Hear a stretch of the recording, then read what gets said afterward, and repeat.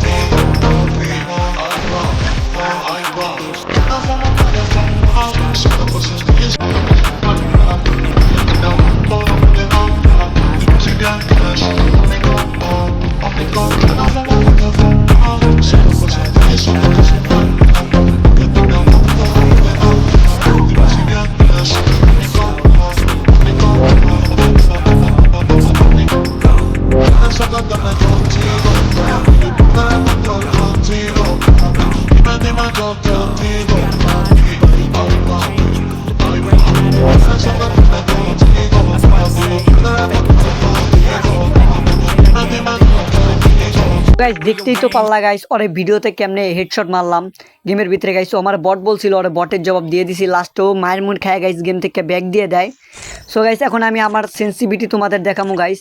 আসলে guys game play depend করে তোমার নিজের উপর। আমি মনে করি না সেন্সিটিভিটি অতটা কাজের, তবে গাইস তাও দেখো জেনারেলটা তোমরা 200 রাখবা এবং সব 200 দিয়ে রাখবা গাইস।